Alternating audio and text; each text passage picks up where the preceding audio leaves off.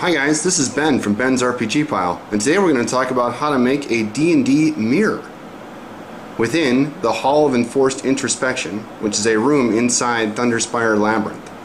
So today I thought we'd show you how did we make that room, and there's some wacky mirrors in this room, and I'm going to show you how we made that piece unique and how we used it to make the encounter memorable.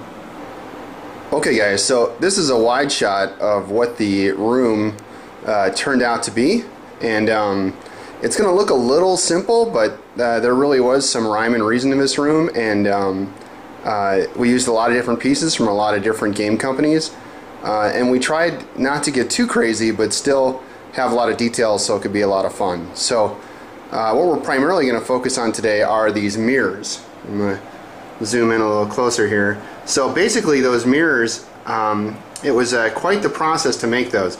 But with a little thinking and a little brainstorming with Enigma, one of my terrain buddies, we came up with a pretty good plan. So I'm going to show you guys most specifically how we made the mirrors, but then we'll talk about some of the other pieces. So basically what you see in front of you here are the mirrors that I made. I had to make about 13 of them in all. So I'm going to kind of show you the steps, but just so you can kind of see one up close. So that's the mirror right there. It actually stands like so, right? And I put a mirror on, there's a side there, and I put a mirror on the other side, okay? So these are basically columns that there were these 3 different types of mirrors that were on them. One attacked you and took a healing surge.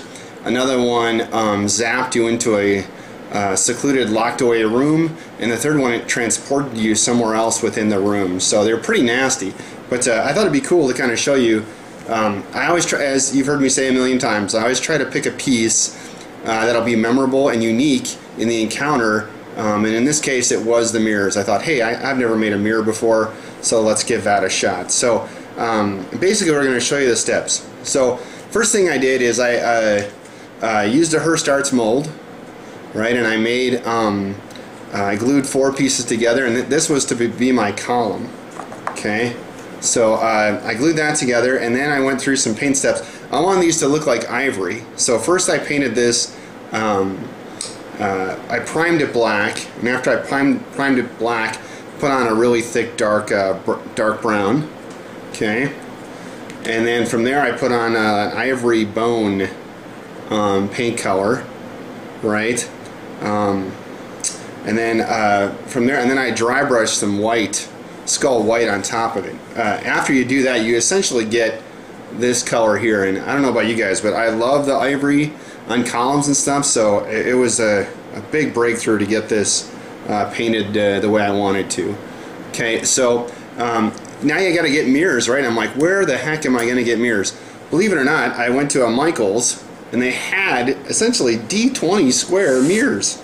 Like if I put one, oh sorry, I don't know if you can see it, but see, look at that, it covers the square perfectly, and I was ecstatic to find them. It was like $3, so I thought that was a pretty big steal.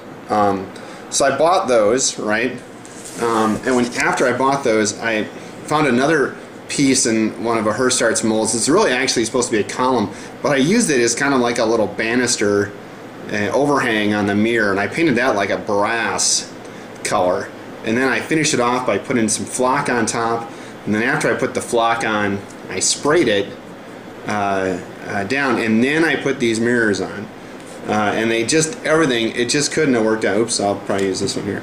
They couldn't have worked out better. See that mirror lines up perfectly. Gotta be careful, you can actually ding them pretty good. Look at that, huh? Yikes. But then I just glued a mirror with tacky glue, which is my favorite new glue. I was using wood glue for a while. I just glued that down, right, and I just put one on each side, right? Kapow. And there's my mirror, guys. Isn't that freaking cool? So the first thing you guys are gonna see here is this is the entrance, right, and it was supposed to be a black curtain.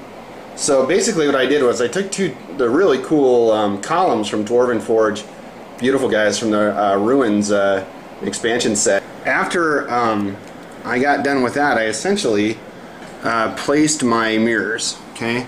So there are my mirrors in the room right there, right? For the walls, and again, this is a really big, awkward room, so I didn't lay down all official tile for it because it just would have been too much. And so that's kind of a tip. You don't always have to have the room perfect with your terrain. I just wanted, you know, to get some 3D kind of pieces going on. So these walls, you've seen these before. These are from War Torn Worlds. This is recycled tire. Awesome. They're really cheap. You can buy them off their website. I use that to kind of outline the room, right? And then if we just kind of come on over, it kind of took an L shape, and then we went into the Dwarven Forge. I used some Dwarven Forge to kind of make a temple. There's a temple back here. Again, there's another black curtain, right?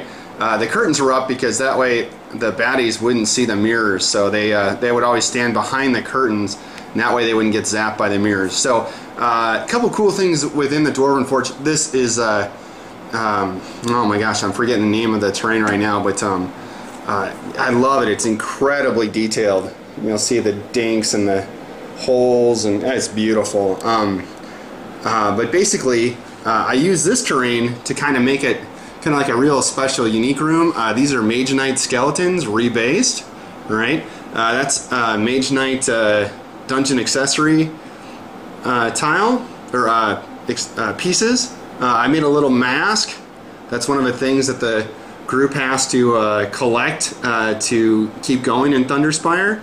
I used Minotaur minis from Wizards of the Coast to represent statues, and then you'll notice like some vases over there, and then like some fire. Those also Dwarven Forge.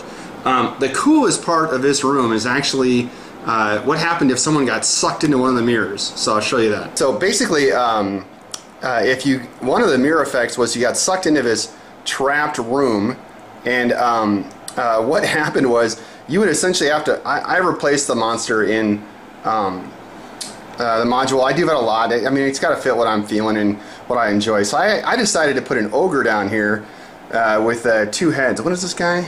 Oh, sorry, Etten Skirmisher. So I put an Etten down there, and you notice I have a bunch of skeleton bones, right? Because there's no way out. The only way to get out of here is the group has to go and touch that altar and put their hand in it to zap the person out. So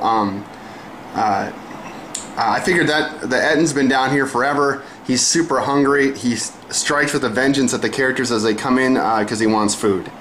And then basically what I did was I had it where I took this piece and I had it so that nobody else could see it. So if somebody got attacked by the mirror and got sucked into this room, I had this like way off from the main table, so and nobody else could see it. So what I would do is I would take the character from the main game table over to this other spot where no one could see, and then we would start rolling combat, and that really freaked out the group. So if you ever get that opportunity where you can have some people disappear and you can carry on a little mini combat somewhere else, I highly recommend it. It's easy to do.